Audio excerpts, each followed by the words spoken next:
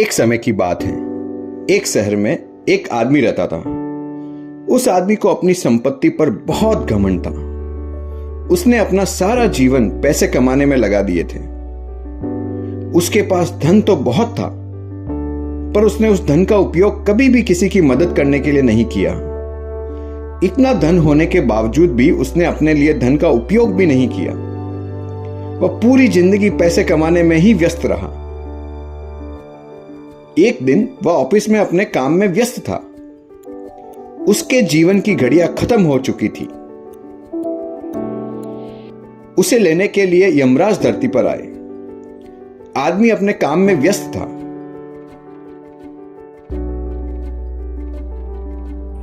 अरे ये कौन बहरूपिया है?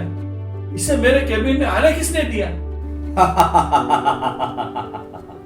बच्चा, तेरे जीवन की यात्रा अब समाप्त हो चुकी है।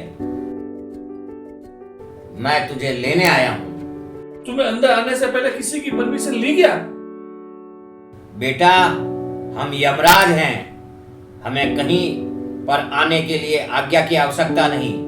मैं तुम्हें अपने साथ ले जाने आया हूं। चलो, तुम्हारा धरती पर अब समय समाप्त हुआ है। ये तो वास्तव में यमराज ही लगता है। प्रभु, मुझ पे रहम करो। प्रभु, अभी तक तो मैंने अपना जीवन जिया ही नहीं। मैं तो अभी तक अपने काम धंधे में ही व्यस्त था। मुझे अपनी कमाई हुई धन दौलत का उपयोग करने का कुछ समय तो दो महाराज। नहीं नहीं, कदापि नहीं। मैं तुम्हें और समय हरगिज नहीं दे सकता। तुम्हारे जीवन के दिन समाप्त हो गए हैं। अब उन दिनों को और नहीं बढ़ाया जा सकता। जिससे जितना दिन जीवन है, उससे एक सेकंड भी कम या ज्यादा नहीं किया जा सकता।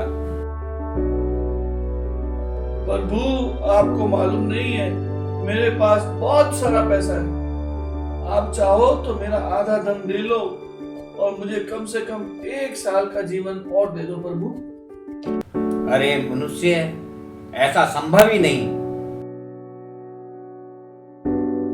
अच्छा, आधा नहीं तो मेरा 90% धन ले लो और मुझे 1 महीने का समय दे दो प्रभु। ये सौदा आपके लिए बुरा नहीं है। मेरे पास बहुत धन है, बहुत धन।